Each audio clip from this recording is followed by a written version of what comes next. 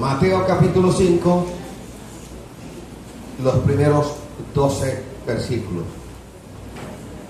Dice el Sermón del Monte. El subtítulo que aparece en la Sagrada Escritura es el Sermón del Monte, las bienaventuranzas.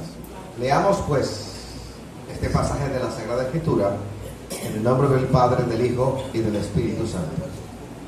Viendo la multitud, subió al monte y sentándose, vinieron a él sus discípulos, y abriendo su boca les enseñaba diciendo: bienaventurados los pobres en espíritu, porque de ellos es el reino de los cielos.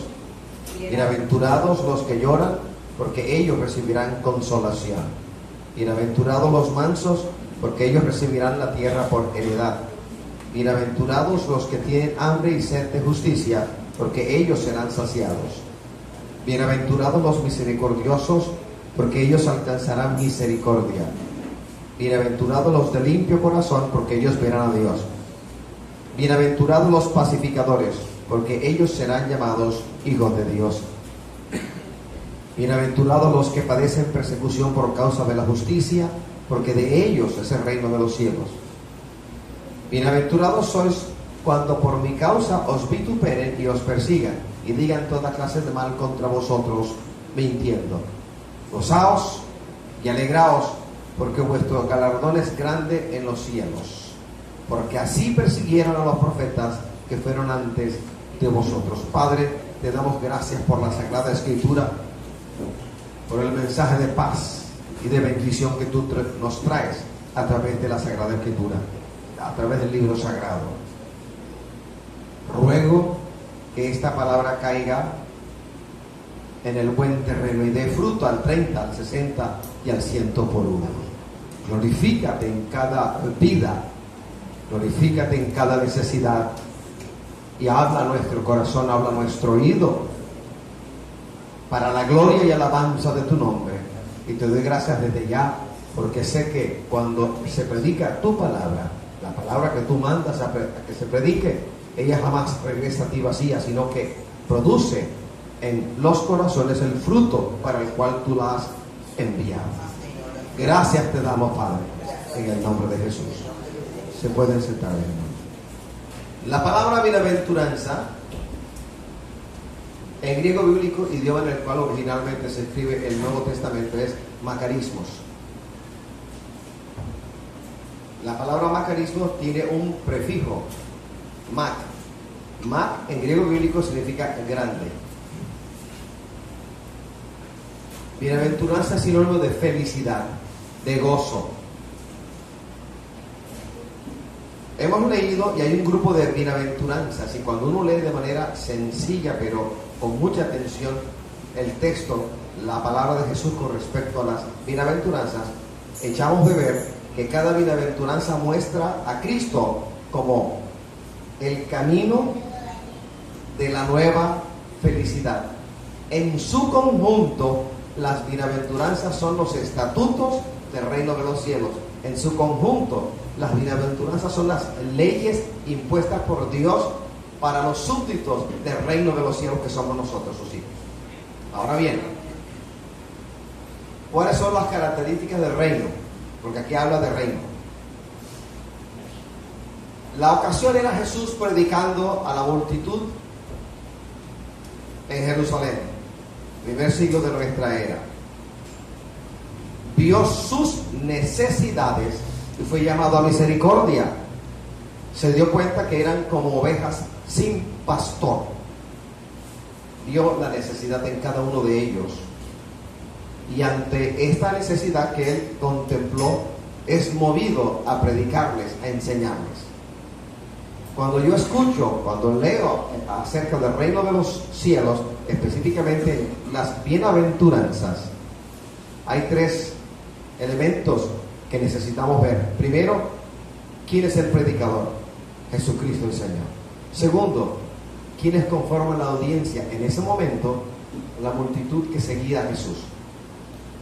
Y aún detractores como los saduceos, fariseos, doctores de la ley, escribas, miembros del Sanedrín y otros tantos grupos. ¿Y qué de la predicación? ¿Cuál es el contenido y el efecto, el propósito de la predicación? Así que hay 3 elementos a contemplar. ¿Quién es el predicador? ¿Quiénes son los oyentes? ¿Y cuál es la predicación? Los oyentes originales, la multitud que seguía a Jesús. Y por extensión, la audiencia, los oyentes somos nosotros. Siglo XXI y la palabra del Señor ha llegado a nuestra vida. Y así como antaño hubo grandes necesidades, hoy también las hay. Allá había una multitud con necesidades, he aquí a otra con necesidades. Allá estuvo el Señor, aquí está el Señor. Y de eso vamos a hablar. Obligatoriamente cuando hablamos de las bienaventuranzas es necesario compararlas con los 10 mandamientos. Capítulo 20 de Éxodo. Los mandamientos en su conjunto vinieron de Dios para el pueblo. El decálogo, 10 mandamientos, en su conjunto la voluntad de Dios expresa para el pueblo de Israel. En su conjunto eran como una constitución dada a un pueblo, a una nación. En su conjunto era una especie de manual de convivencia por el cual habrían de guiarse los hijos de Israel bajo la guía del libertador, del legislador, del líder Moisés. Sin embargo, los 10 mandamientos en su conjunto eran imposibles para que los prosélitos que seguían el judaísmo y los judíos, era imposible para ellos cumplirlos. Cuando uno ve los mandamientos, resulta que hay 4 de ellos, el decálogo, 4 de ellos dirigidos a la relación del hombre con Dios y 6 son para la relación del hombre con el hombre. Es decir, que en ningún momento el Señor soslaya, echa a un lado, mira con mal ojo la relación que hay entre el creyente con el prójimo. En la distribución de los mandamientos en el decálogo hay sabiduría.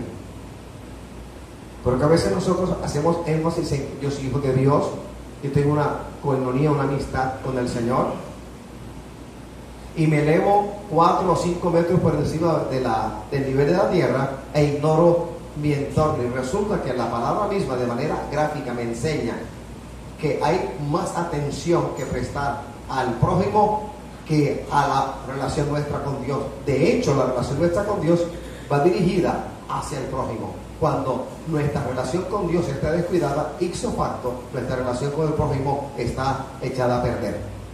Entonces, cuando contemplamos personas hablar de una manera extrañísima acerca de su relación con Dios y olvidar al prójimo, su familia, olvidar a los necesitados de la iglesia y encerrarse en una cápsula, no sé de qué material, ahí vemos el fracaso, ahí vemos una osadía, ahí vemos la soberbia de aquel que se encerró y cree que él es mejor que los demás.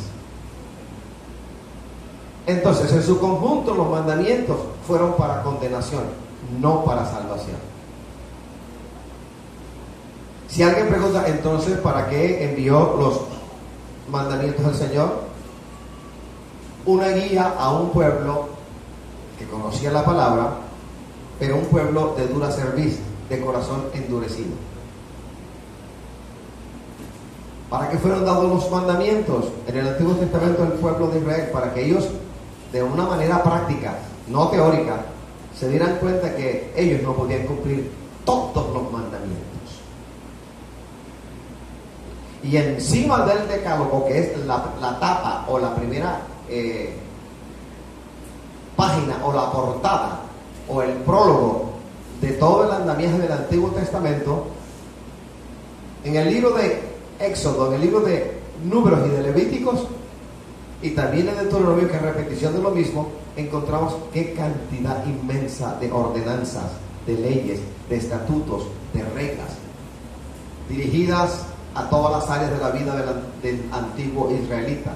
Todas las áreas de la vida del israelita estaban cubiertas por los mandamientos salidos a partir del decálogo de manera extensa, de manera específica.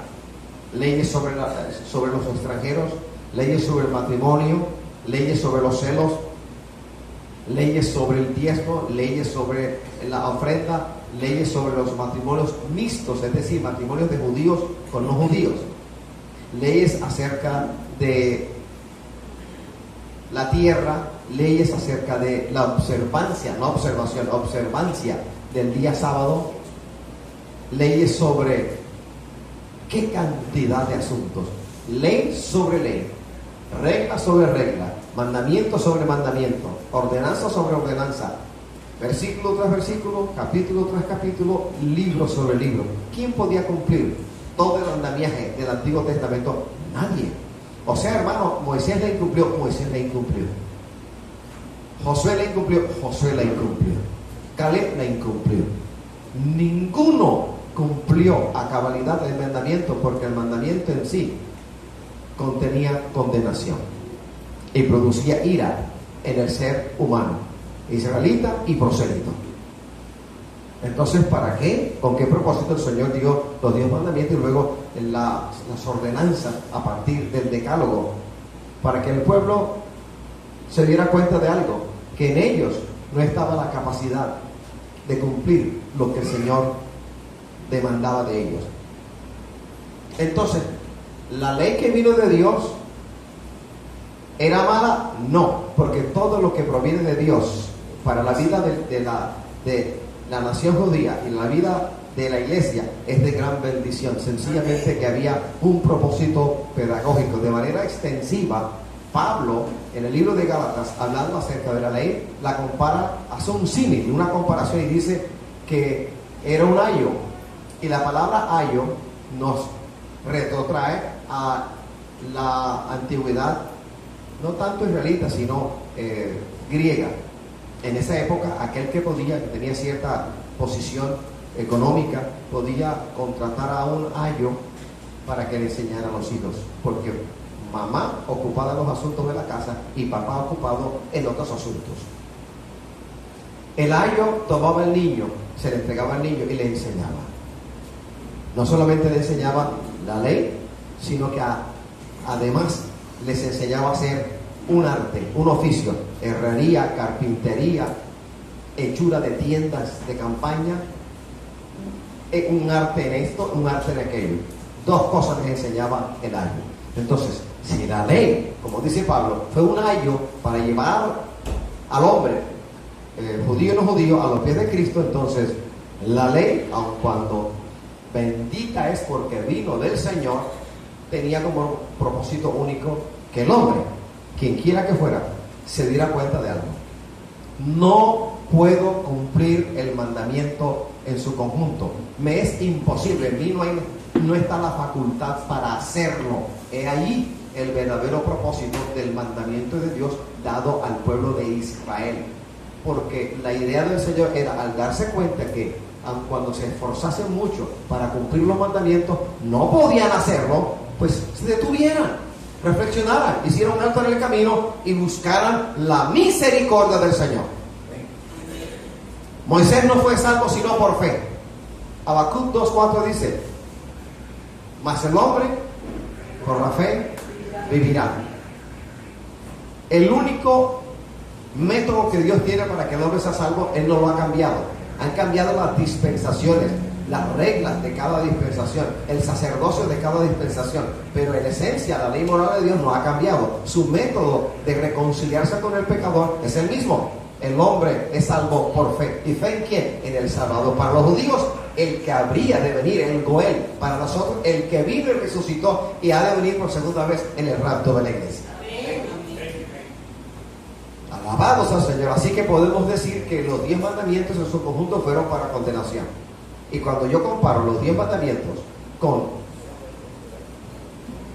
las leyes del Mesías, con las bienaventuranzas, con el capítulo 5, primeros 12 versículos del libro de Mateo, entiendo que a aquellos se les ordenaba cumplir la ley de Dios y a nosotros se nos ordena lo mismo. ¿Qué diferencia hay? Que a aquellos no se les dio la facultad, el poder, en virtud del cual pudiesen cumplir lo que se les exigía, en tanto que a nosotros se nos exige lo mismo, pero ahora tenemos la sobrenatural ayuda del Espíritu Santo. He ahí la diferencia básica doctrinal entre la ley y la gracia de Jesucristo. La gracia de Jesucristo, como hemos enseñado en varias ocasiones anteriores, no es sinónimo de libertinaje, no es sinónimo de ser light, no es sinónimo de incumplir y hacer lo que nos venga en gana, todo lo contrario. Es más, en la gracia, la exigencia del Señor para nosotros es mayor que la exigencia del Señor para los judíos, porque aquellos recibieron un mandamiento, ciertamente, y nosotros hemos recibido lo más grande de todas las revelaciones. Por cuanto mayor es el poder derramado ahora, por cuanto mayor es la revelación que se nos ha dado, mayor es, por ende, el requerimiento para nosotros, la exigencia para nosotros. A mayor revelación, más exigencia. Entonces, bajo la gracia, somos el doble de responsables que aquellos bajo la ley. Entonces, en su conjunto, las leyes del Mesías, las leyes del reino, las bienaventuranzas, son para nuestra salvación. Gloria al Señor. Entonces hablemos de felicidad, porque la palabra, el sustantivo bienaventuranza es sinónimo de felicidad. Y para muchos la felicidad es tener acceso a su mujer y a el mayor número posible de mujeres ajenas a su mujer. Para muchos, el acumular dinero es sinónimo de felicidad. Soy feliz por cuanto tengo mucho dinero, dicen ellos. Para muchos la felicidad se constituye en sinónimo de fama, dinero y prestigio. Para muchísimos seres humanos alienados por Satanás en este mundo, la felicidad es sinónimo de adquirir o tener acceso a los reinos de este mundo. Capítulo 4 de Mateo. Y por otro lado, hay muchos creyentes en muchas iglesias que dudan ser felices por cuanto sufren. Hermanos que están sufriendo por un esposo infiel, llega un momento en el cual Satanás le aprieta tanto la situación y Dios no permite, que ella dice: el Señor no me quiere, el Señor no me ama, no soy feliz. Y el mensaje que el Señor te tiene es este: la felicidad tuya no se mide en términos de dinero, de fama, prestigio. No, la felicidad del ser humano es total, completa, absoluta, válida en esta vida y en la venidera en Cristo Jesús. No importa cuánto sufra yo. Hay sufrimiento. Voy a hacer un alto para que usted lo entienda de mejor manera, porque no somos masoquistas y el Señor es sádico. Digo uno ni lo otro.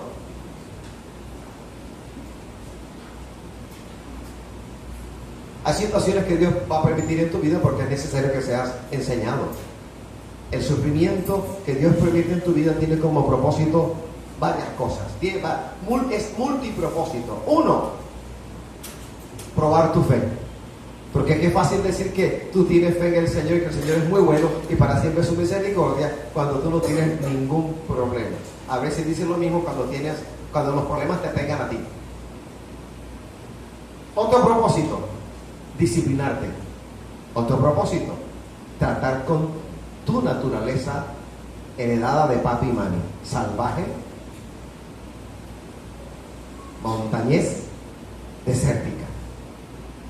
Otro propósito, prepararte para que le sirvas a Él como Él quiere que le sirva, no en tu proporción, no en tu medida, no según tu pensamiento.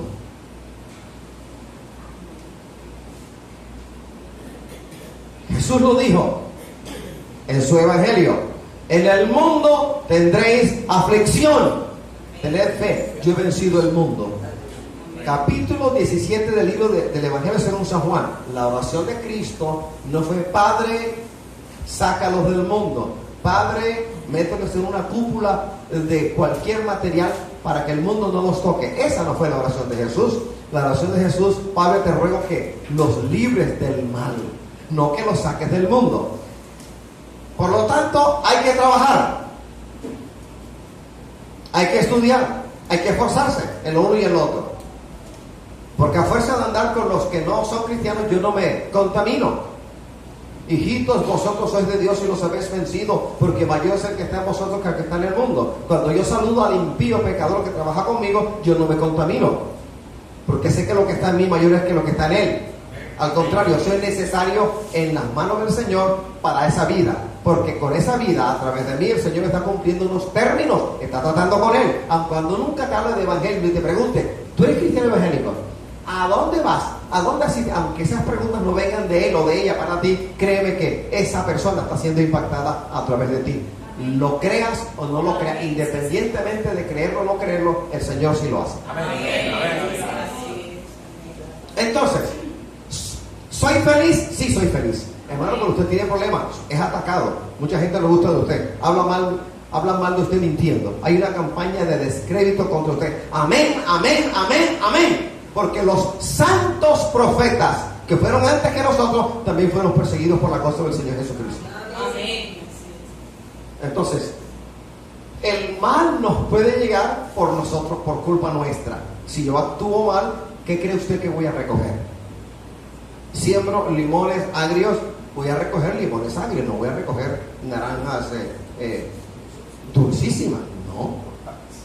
Entonces el mal puede llegar a mí por mi pecado, o a veces el Señor, sin que usted esté pecando, practicando el pecado, Él lo permite porque te quiere enderezar.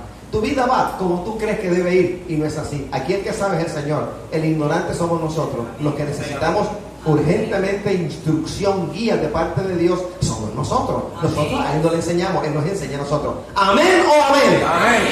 Alabado sea el Señor. Entonces, somos felices independientemente de lo que nos ocurra, porque tu felicidad despuntará en gloria, en eternidad.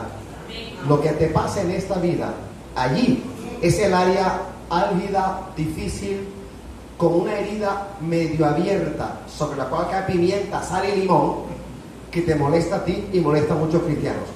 Nos gusta que nos hablen de milagros, portentos, prodigios, maravillas, proezas, amén, y el Señor no lo hace. Pero no nos gusta que un pastor en Barranquilla nos hable acerca de quién soy yo y cómo soy yo y qué es lo que el Señor está haciendo conmigo desde que me convierto hasta el día de hoy. Yo sé que es verdad. Hay tratamientos médicos que son dolorosos. Una gran enfermedad necesita un gran tratamiento médico y necesita una gran prescripción de medicina. ¿Qué pensaría si usted lleva a un médico, a un familiar suyo enfermo, gravemente enfermo, y lo que el médico dice es, aquí tienes un Dolex simple, que se lo tome y que descanse, eso se quita? Cuando usted sabe que es una grave enfermedad, confirmada, reafirmada por laboratorios clínicos, está mal y el médico le va a dar semejante tratamiento. Compárelo con la iglesia. Llegamos a los pies del Señor con muchos males. No diga que no, diga que sí, porque es la verdad.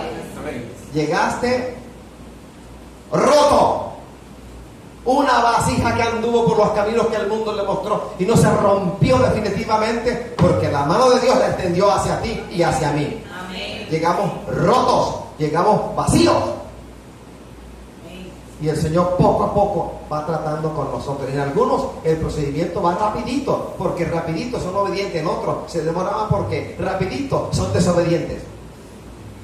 Y depende de ti, depende de mí, no depende del clima, no depende del resultado del Junior de Barranquilla.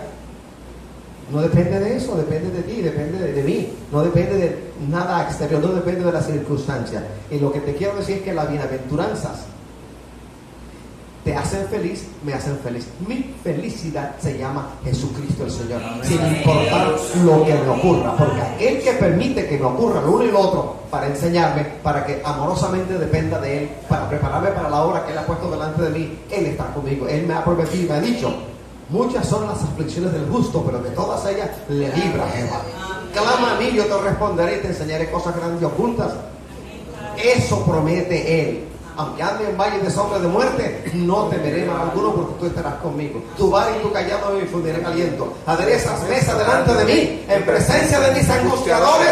Unges mi cabeza con aceite, mi copa está rebosando. No importa lo que me pase, el que ha dicho semejante cosa no es hombre que mienta, ni hijo de hombre que se arrepienta.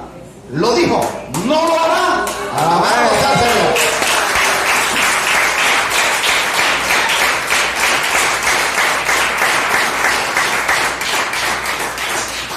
Las bienaventuranzas en su conjunto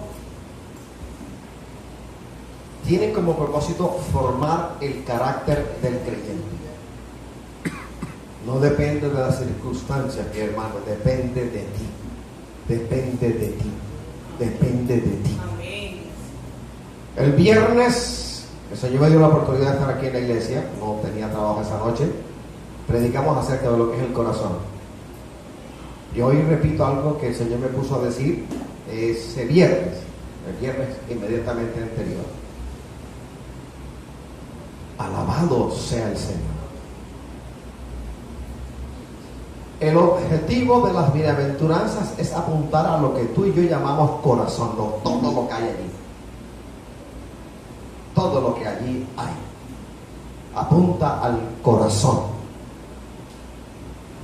Me decía el Señor, y lo repito hoy, allí en lo que ustedes llaman corazón, por muy débil que sea el hombre, le es suficiente al Padre que el hombre tome la decisión de no pecar y el Padre le asistirá. Así que si decimos, es que yo soy débil, el Señor te dice, tu debilidad está delante de mí y yo conozco tu debilidad, pero no la esgrimas como excusa para hacer lo malo, porque yo te he prometido estar contigo todos los días de la vida hasta el fin. No te refugies en tu debilidad. Ahora, ¿cuál es tu debilidad? El viejo carácter, ¿sí? Explosivo. Primero hablas, despotricas y luego piensas en lo que dijiste. Lanzas puñetazos. No marques delante de ti, no hay nadie sino el espejo. La transformación de tu carácter es la finalidad de las bienaventuranzas. Vuelve a releer en tu casa, saca tiempo, así como sacas tiempo para hablar con la familia, para hablar de cosas de las cuales no deberías hablar, saca tiempo para leer, releer, volver a leer las bienaventuranzas. Y cuando las estés leyendo, sépase que en cada una de ellas el Señor te está diciendo, así te quiero, así te quiero, así te quiero. Estoy apuntando a tu corazón, estoy apuntando a tu carácter. Alabados al Señor. Son 8, no son 9, no son 10 las bienaventuranzas, son 8. Son 8 bienaventuranzas, ya que en el versículo 10 habla de lo mismo que habla en el versículo 11. No son 9, no son 10, son 8 nada más. Entonces, en su conjunto, las bienaventuranzas, que son las condiciones que Dios pone y expresa para aquel que quiere ser parte del reino de los cielos.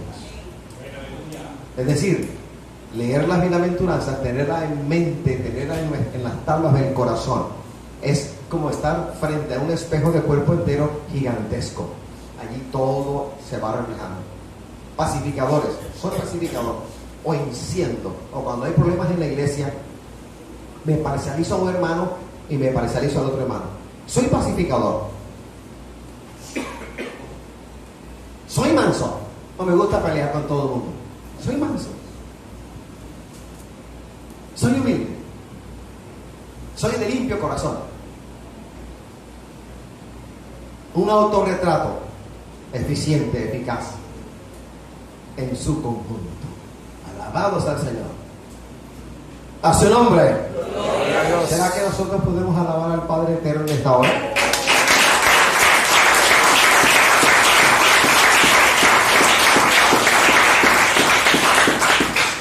La felicidad nuestra se logra a través de la formación de nuestro carácter. Y en eso, o para eso, el Espíritu Santo, el Consolador, el Paracleto, fue enviado a nuestra vida. El Espíritu Santo ha sido enviado a nuestra vida haciendo presencia. Nos enseña, nos redarguye, nos consuela, nos edifica. Él hace presencia. Y en la medida en que a diario se lo permitamos, el Espíritu Santo tiene el poder, la capacidad, el amor y la voluntad para reproducir la vida de Cristo en nuestro carácter, en la medida en la que se lo permitimos porque tenemos voluntad. Tenemos voluntad. Hay libre albedrío en nosotros y todo ser humano ha sido capacitado con esto de parte de Dios.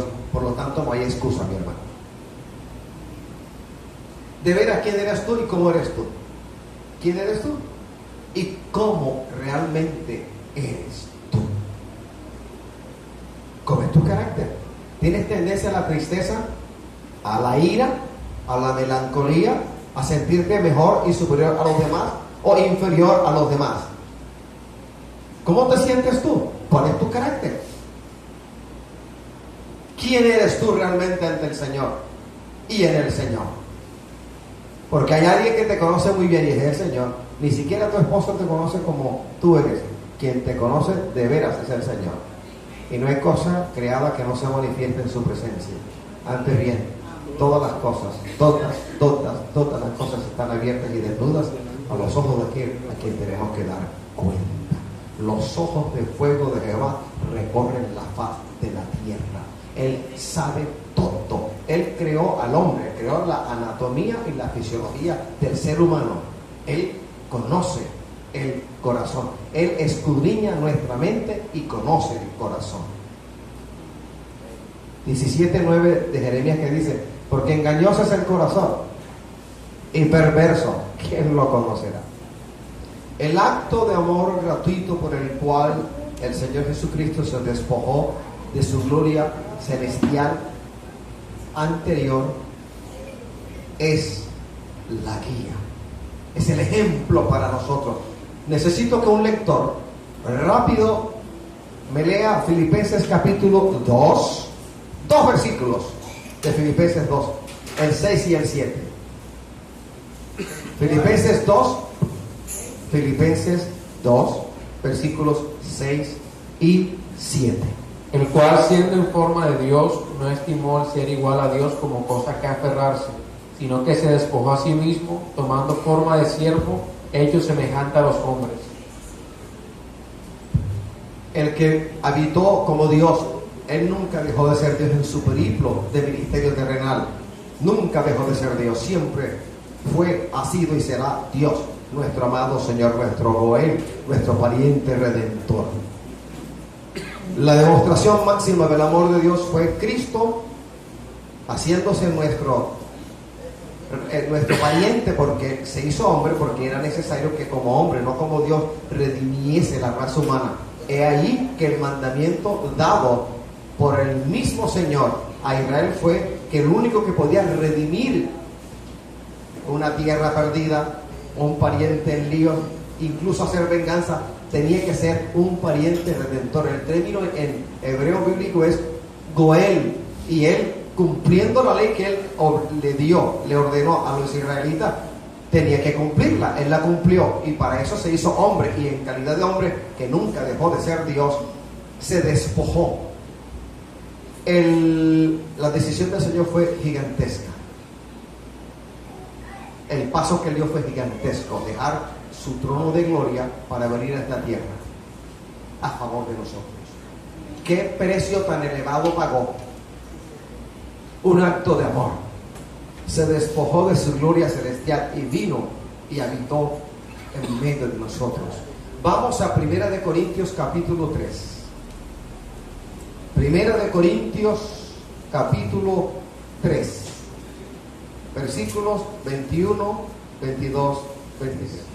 Así que ninguno se gloríe de los hombres, porque todo es vuestro. Sea Pablo, sea Apolo, sea Cefas, en el mundo, sea la vida, sea la muerte, sea lo presente, sea lo porvenir, todo es vuestro. Y vosotros de Cristo y Cristo de Dios. Alabado sea el Señor. Pues bien, las bienaventuranzas, ¿para qué son? Vamos a ser puntuales ahora. ¿Para qué son las bienaventuranzas? ¿Para qué las dio el Señor? Las enseñó y habló con autoridad, y la multitud que le rodeaba tuvo que manifestarlo. Este no es como los demás, este habla con autoridad. ¿Para qué son las bienaventuranzas? Primero, para corregir nuestros defectos. ¿Tenemos defectos? Sí, claro que tenemos defectos. Entonces, yo no puedo sentarme sobre ellos, mis defectos, es decir, así soy yo, y arguir de esta manera, argumentar de esta manera, esgrimir esto como excusa para hacer lo que a mí me place. No puede ser. Hay hermanos groseros a la hora de hablar, groseros con los pastores, groseros con los demás hermanos. Hay hermanos groseros. Esa área hay que limarla. Toma la iniciativa, que el Señor te ayude. Toma la iniciativa, pues el Señor te va a pasar su lima. Y su lima es terrible, ¿vio?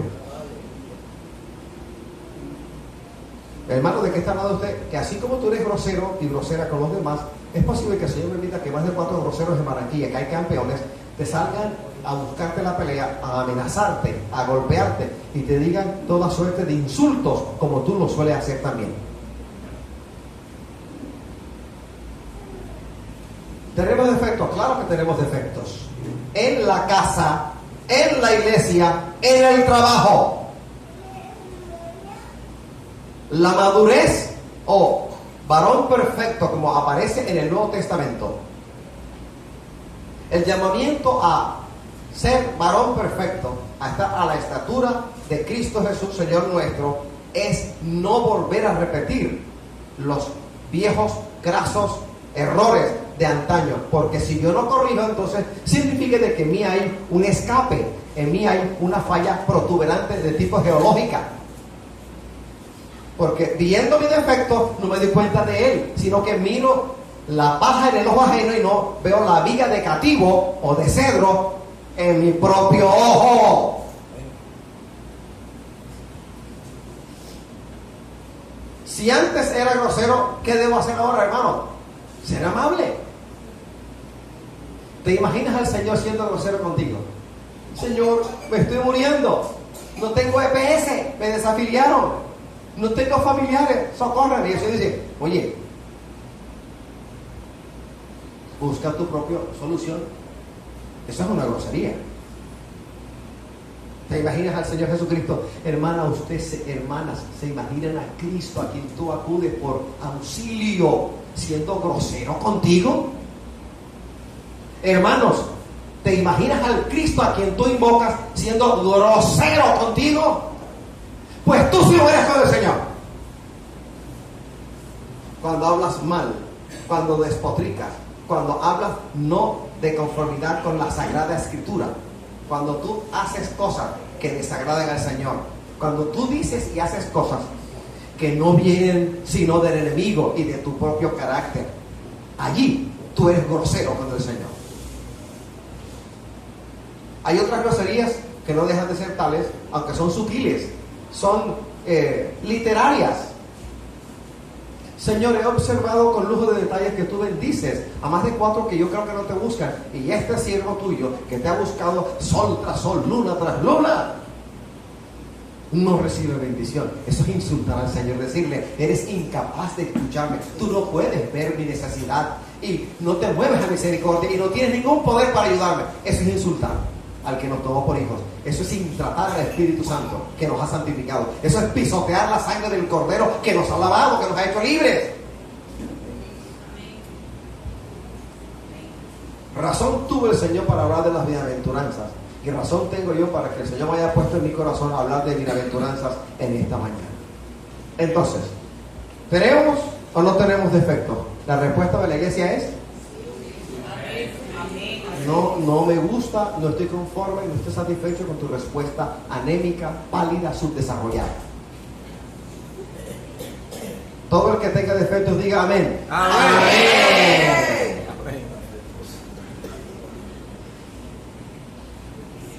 El lío no es tenerlos, el lío es repetirlos y permitir que se perpetúen. Han pasado 5, 2, 3 años, 10 años desde tu conversión y sigue siendo el mismo de antes. Significa que hay algo malo y no es de Cristo ni de la palabra, sino de tuyo. Tuyo. ¿Para qué son las bienaventuranzas? Para hallar aliento en tiempos de persecución. Cuando yo escucho a Jesús decirme, bienaventurados sois cuando por mi causa sean perseguidos, y gracias, Señor, porque tú no lo ignoras. Y para mí hay aliento en tiempos de persecución. Cuando uno lee la palabra, cualquiera que sea, desde Génesis hasta Apocalipsis, hay palabras, como dice el apóstol Pedro, hay ricas y abundantes promesas del Señor para sus hijos, para sus creyentes.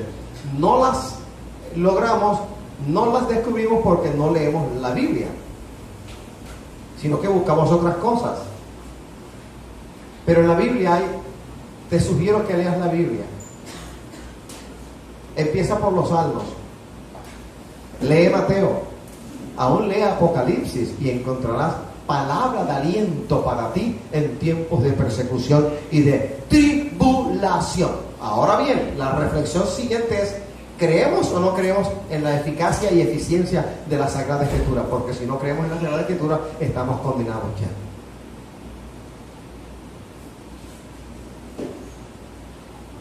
¿Cómo puedo yo ser perseguido de manera espiritual? Porque alguien me puede maldecir, me manda palabra amarga, palabra de maldición, queriendo cerrar mis caminos. Puede acudir a ocultista en cualquier manifestación del ocultismo para maldecirme, para que me vaya mal, para enterrar mi ministerio, para que la iglesia se cierre, para que me vaya mal en el trabajo, para que me boten del trabajo, para que me separe de mi esposa. Y de esa manera espiritual uno puede ser perseguido. No dejar que duermas bien para que te enfermes. Oprimirte, enviar dolor de cabeza. Eso no es una persecución física, es espiritual. Y sí somos perseguidos. Hay trabajos espirituales muy bien sofisticados, muy bien pensados, implementados, en virtud de los cuales se trazan coordenadas en el mundo espiritual. Así como hay alguien, como un policía le puede llamar a otro agente de la policía para que le dame la coordenada, e incluso un taxista a otro taxista, dame la coordenada, estoy en tal con tal. Así en el mundo espiritual se trazan coordenadas para que otros demonios de otras latitudes vengan a molestarte, a no dejarte dormir, etcétera, etcétera, etcétera. Hay persecución espiritual y a veces física. A veces física. Y no me refiero a la persecución laboral, en virtud de la cual tu jefa te quiere echar. Tu jefe te detesta.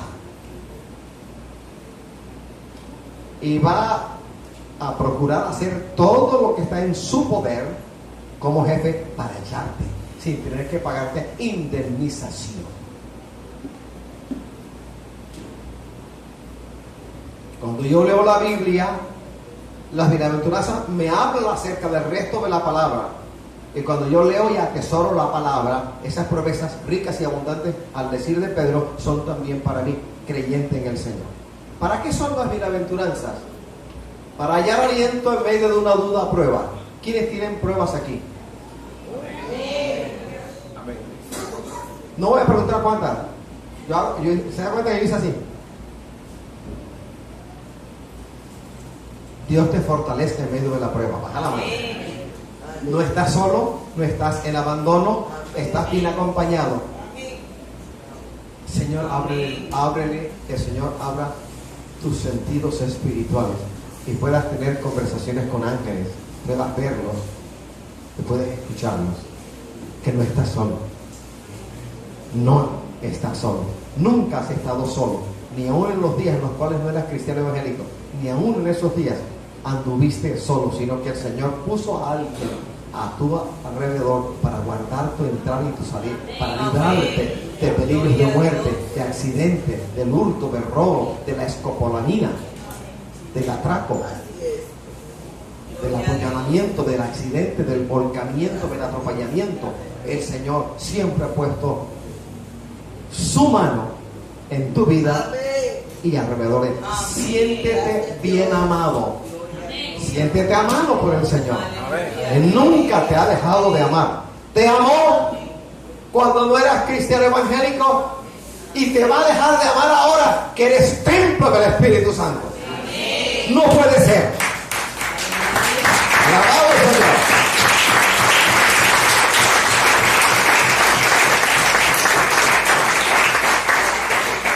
¿Para qué propósito son las bienaventuranzas? Para que haya aliento y auxilio, el socorro divino en la tribulación.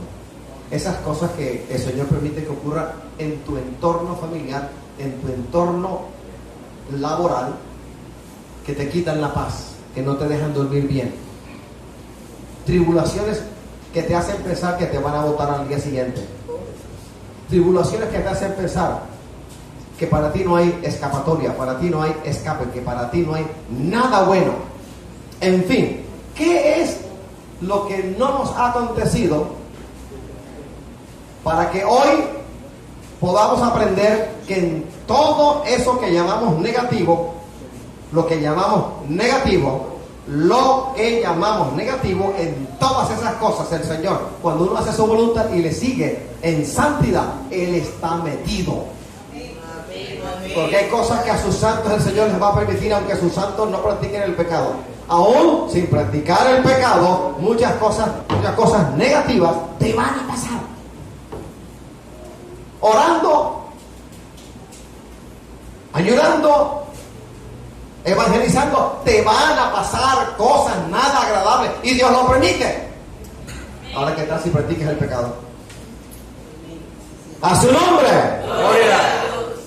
Las bienaventuranzas, ¿para qué son?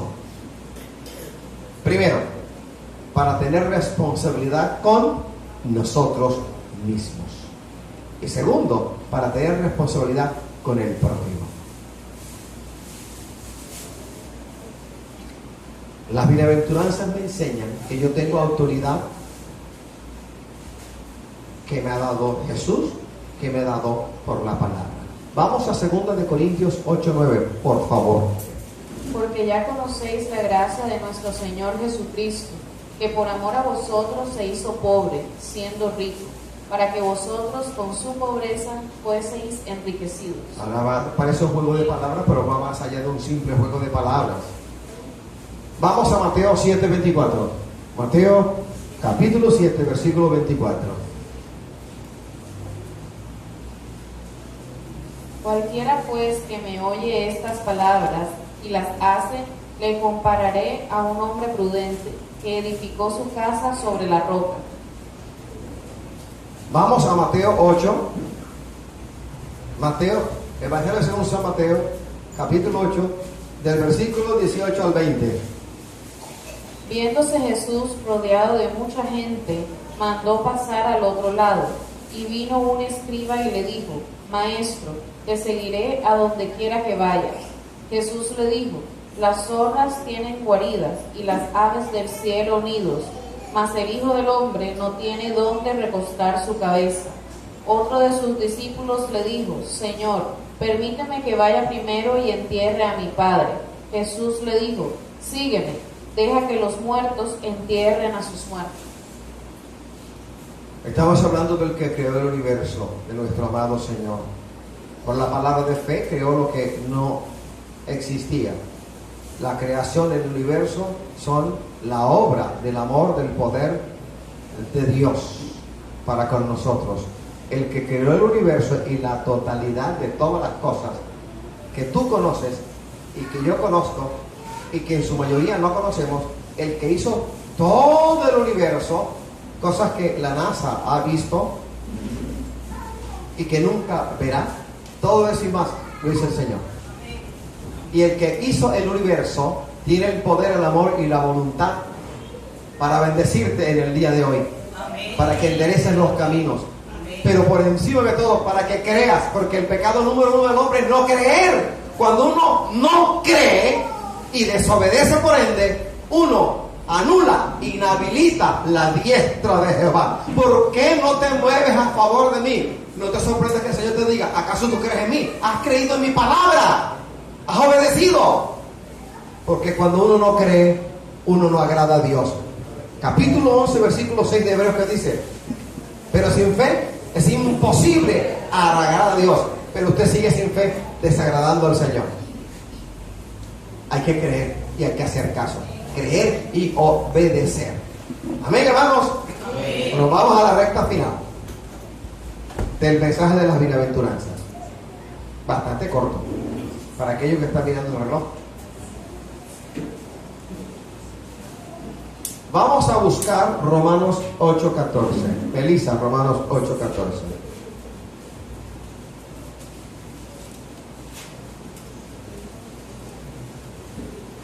Porque todos los que son guiados por el Espíritu de Dios, estos son hijos de Dios. No dice porque aquellos que son guiados por sus sentimientos paternos son hijos de Dios. No dice aquellos que son guiados por sus sentimientos maternos son de Dios. No dice que aquellos que son guiados por puro sentimiento humano, adánico, son de Dios. Dice los que son guiados por el Espíritu de Dios. La obra del Señor no se hace con sentimientos ni familiares, ni maternales, ni paternales. No, se hace por el Espíritu Santo. Y eso significa que hay cosas que a uno le toca hacer que uno no entiende. Eso también significa que hay cosas que hay que hacer en la obra del Señor que duelen. En nuestra vida hay ajustes que son necesarios, por los cuales hay que pagar un precio que va a afectarnos a nosotros y a los que nos rodean. Pero hay que hacerlo, porque es según la medida divina, no según nuestra medida. Lo que yo crea, lo que yo piense como profesor, como papá, como esposo, como profesor de inglés, no sirve ante lo que el Señor ha dicho que a mí me toca hacer. O hago lo que yo quiero, o hago lo que me han dicho que yo debo hacer. Característica número 1 del creyente: obediente. Obediente. La obediencia está por encima de 1000 prédicas, de 1000 sermones. La obediencia. Obediencia. Por muy doloroso que sea esto que he dicho, que usted no quiere que repita, pero que el Espíritu me dice que repita. Si tu hijo o tu hija te dice: te quiero, papi, te amo, mami, pero te desobedece, no te quiere. No te engañes. ¿Por qué te engañas?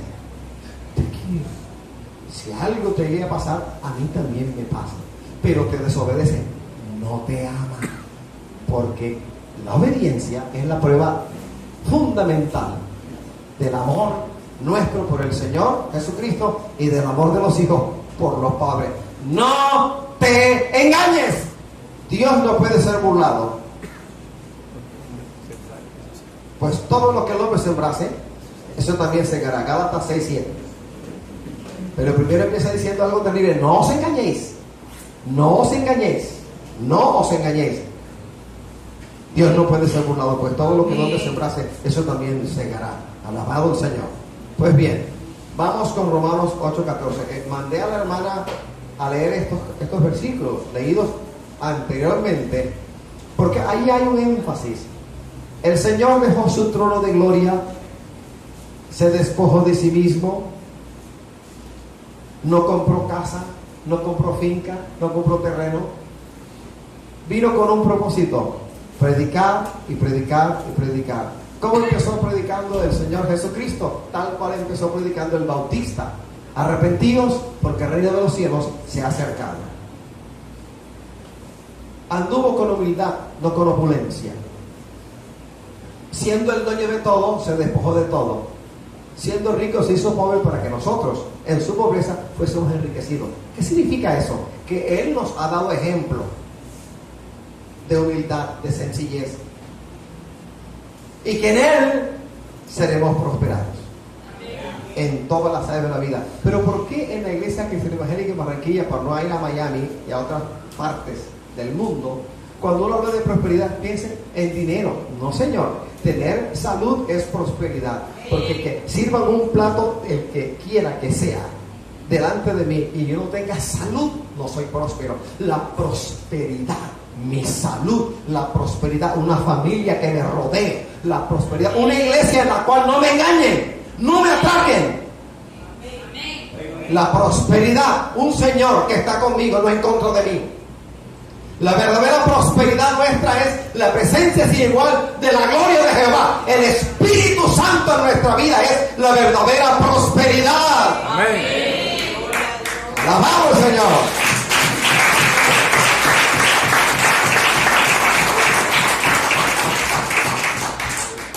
Allá tú sí lo crees. Yo sí lo creo. Yo sí lo sé. Pues bien,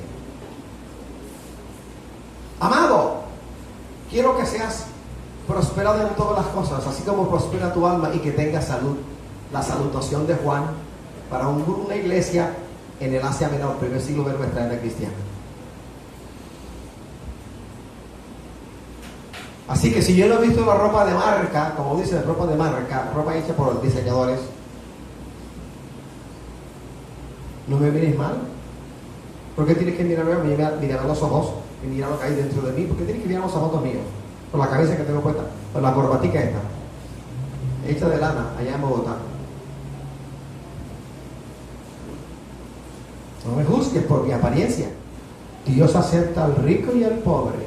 Dios acepta al negro azul, al negro moradito, al negro pálido, al moreno, al caucásico, al rojo, al verde, al fucsia. Él no hace acepción de nadie. Alabado sea el Señor. A Jesús le hicieron bullying. En Nazaret no pudo hacer los milagros que hizo en otras partes por la incredulidad de sus habitantes, porque como se crió allí, alguien dijo, y este no es el hijo de José el carpintero, y algo bueno puede salir de Nazaret, como muchos han dicho de nuestra iglesia, y de esa iglesia saldrá algo bueno, y de ese pastor saldrá algo bueno. Alabado sea el Señor, porque es suficiente para nosotros que el llamamiento legítimo, audible, con poder, con unción, nos lo haya hecho el Padre eterno, que se haya revelado en nuestra vida y nos haya llamado para servirle en el reino de los cielos. ¡Qué honra, qué bienaventuranza, qué felicidad, qué macarismo! Así que usted no es mejor que ninguno, yo, y yo mucho menos. Yo no soy mejor que usted, y usted mejor que yo. Usted es mi igual, sencillamente que soy un corderito sacado de la majada, con la responsabilidad mayúscula de velar por tu condición espiritual, no por tu bolsillo.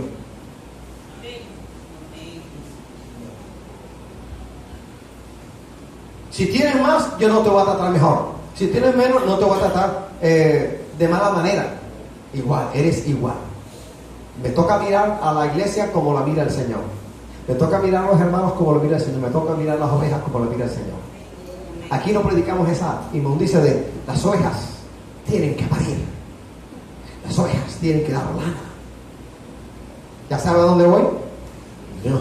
Usted tiene que dar fruto, y fruto de arrepentimiento y de bendición, para la gloria de aquel que nos tomó por sus hijos. ¿A su nombre?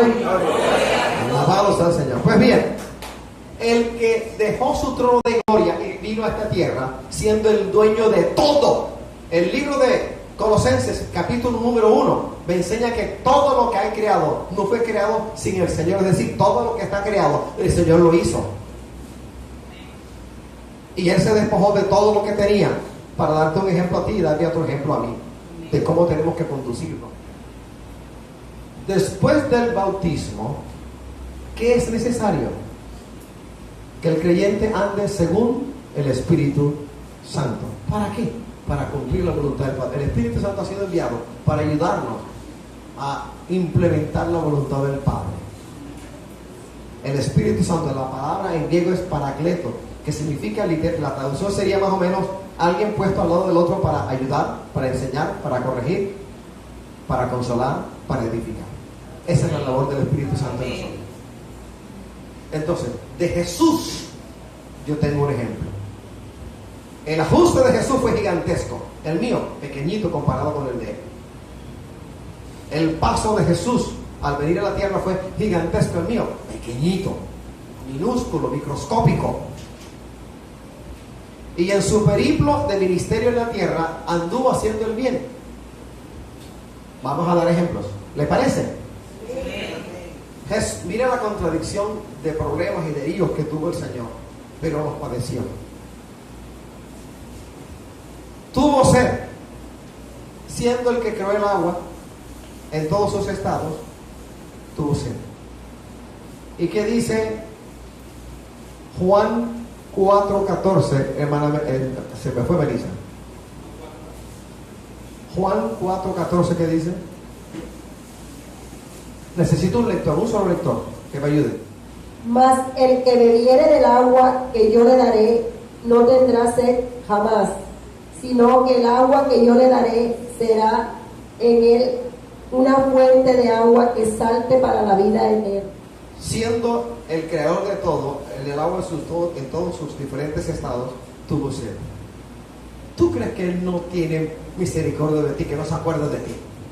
¿Te has atrevido a creer una mentira de Satanás y sus demonios, de que el Señor te abandonó, de que no está contigo, que Él tiene favoritos en la iglesia, que Él es rosquero como buen costeño? ¿Qué dice Juan 7:37? Juan capítulo 7, versículo 37, ¿qué dice? En el último y gran día de la fiesta, Jesús se puso en pie y alzó la voz, diciendo: si alguno tiene sed, venga a mí y beba. El que cree en mí, como dice la Escritura, de su interior correrán ríos de agua viva. Tuvo sed. Nuestro gran sumo sacerdote tuvo sed. Y Él les dice: todo el que tenga sed, venga a mí. El capítulo 5 del libro de Hebreos me enseña que no tenemos a un gran sumo sacerdote que ignore nuestras necesidades, porque Él mismo padeció y se compadece de todos los que padecemos en su voluntad, ¿vale? Es decir, cuando Él determina que a ti te ocurra A, B y C, eso te ha de ocurrir. Y en el A, en el B, en la B y en la C, no te quejes, abre tus labios para cantar sencillamente. Canta, porque no quiero que tú hables de cosas que tú no sabes, cosas que ignoras. Tú no sabes lo que está pasando en el mundo espiritual y te vas a atrever a decir cosas tontas. No lo hagas. Más bien, si no tienes nada bueno que decir, canta. Lee la Biblia en alta voz. Toma agua. Acuéstate. Pero no abras la boca para decir sandeces, tonterías, cosas que tú no sabes por qué están ocurriendo. El Señor sí las sabe. Amén. Número 2, el Señor Jesús tuvo hambre. Él tuvo hambre, siendo el creador de todo el universo y todo lo que en él hay. Vamos a Juan 6:35. Evangelio según San Juan, capítulo 6, versículo 35. Y Jesús les dijo: yo soy el pan de vida. El que a mí viene nunca tendrá hambre, y el que en mí cree no tendrá sed jamás. El pan de vida tuvo hambre. Él es nuestro gran sumo sacerdote, que se compadece de nosotros, porque hemos sido también nosotros tomados como sacerdotes, rodeados de gran debilidad, para que nosotros sostengamos al resto de cristianos, al resto de hermanos. Tercero, tuvo necesidad de descansar. Mateo 11:29, ¿qué dice? El Señor tuvo necesidad de descansar, de reposar. Mateo 11:29. Llevad mi yugo sobre vosotros y aprended de mí, que soy manso y humilde de corazón, y hallaréis descanso para vuestras almas. Alabado sea. Jesús es nuestro descanso. En su periplo en la tierra tuvo necesidad de reposar, de descansar. ¿Acaso Él no sabe cuán fatigante es mi jornada laboral? Claro que lo sabe. Él me sostiene, hasta ahora me ha sostenido, no me ha dejado caer. Vienen dolores, vienen dolencias de origen extraño, dolores erráticos, están por aquí y luego bajan al primer piso, a los pies, quiero decir. Él nos sostiene. Pagó tributo, hay que pagar impuestos. Marcos 12:17. Marcos 12:17. El Evangelio según San Marcos, capítulo 12, versículo 17, ¿qué nos enseña en esta mañana dominical? ¿Qué nos enseña? Respondió Jesús, les dijo: dad a César lo que es de César y a Dios lo que es de Dios. Y se maravillaron de él. Siendo rey, le tocó pagar tributo. Él no burla las leyes que el Señor, las leyes que Él permite entre nosotros. Él no te dice que las burles. Él las permite. Y aquellos que están en la autoridad, aun cuando ellos anden mal con Dios, anden en injusticia, el Señor permite esas leyes. Yo sé que muchas de estas leyes que hay entre nosotros colombianos no reflejan justicia. Aunque leyes son, no reflejan justicia. Pero aún allí nos toca sujetarnos al Todopoderoso. Lo llamaron diablo. Y a mí me han dicho, hermano, usted tiene demonio. A ti también te han dicho tienes demonio. A varios de ustedes han dicho, tienes demonio, estás endemoniado. Hay que hacerte liberación. A ti también te lo han dicho. A Jesús se lo dijeron primero, siendo Dios. Ahora que antes lo digan a ti que no eres Dios. Marcos 9:25, ¿qué dice?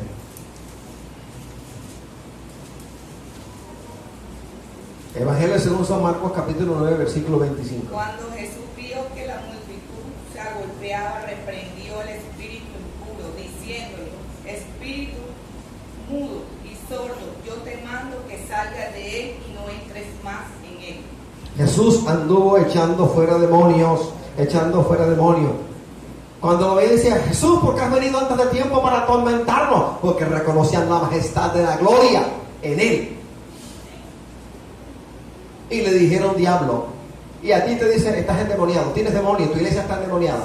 Que digan lo que digan, mintiendo, porque van a acumular ascuas de fuego sobre sus cabezas. Y el hacha está puesta al pie del árbol, que no está dando buen fruto. Y el juicio, porque es tiempo ya de que el juicio de Dios empiece por la casa. Y si empieza por la casa, ¿a dónde irá a parar el impío y el pecador?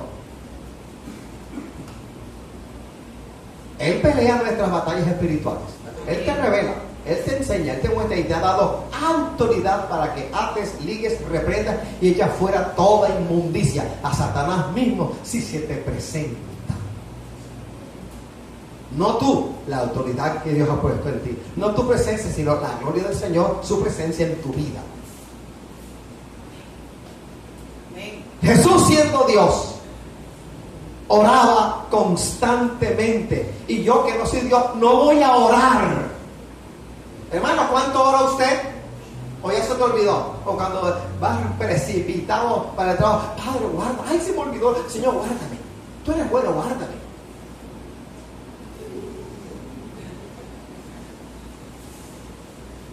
Tienes tiempo para dormir, tienes tiempo para ver televisión, tienes tiempo para visitar amigos, tienes tiempo para ir a ciertos eventos sociales, tienes tiempo para desayunar, almorzar, cenar y merendar y ser medio glotoncita, pero no tienes tiempo para orar con sosiego al Señor. Siquiera 10 minutos en la mañana ora al Señor, siquiera 10, está bien, 5 minutos siquiera en la mañana ora. Jesús, siendo Dios, nunca dejó de orar. Aún en el comienzo, en la previa de su Vía Crucis, la noche previa, en el huerto de Getsemaní, que hizo el Señor, se apartó de sus discípulos como un tiro de piedra a orar. Y la oración era tan terrible que dice el relato evangélico que gotas como de sangre era la del sudor que salía de él. Si siendo Dios, oró y oró. Tú, que no eres Dios, vamos a orar. ¿Cómo andamos de oración? ¿Cómo andamos de oración?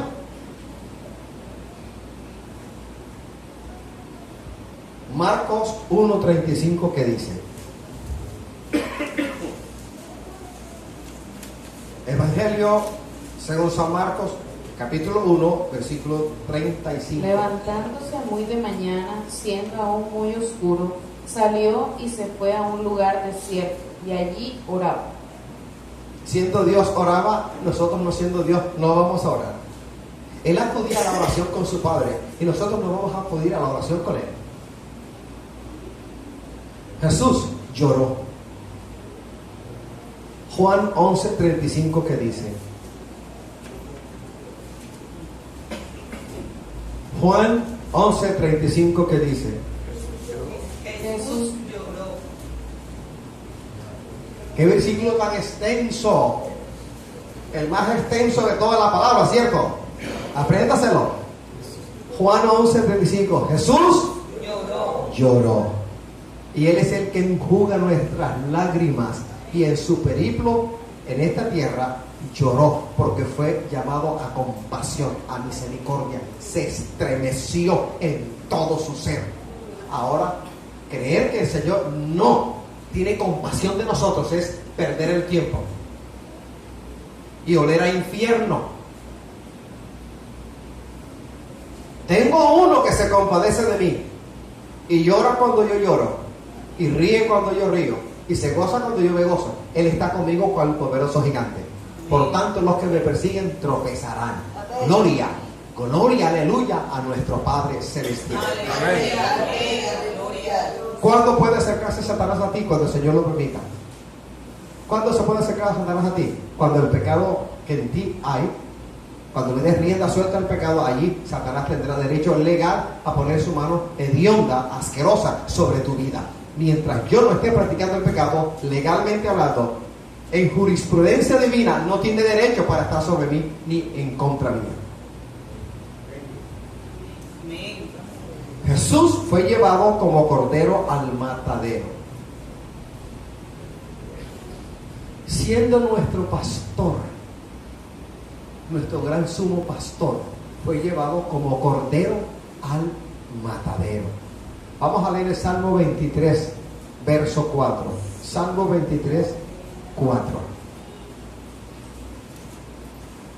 Aunque ande en valle de sombra de muerte, no temeré mal alguno, porque tú estarás conmigo.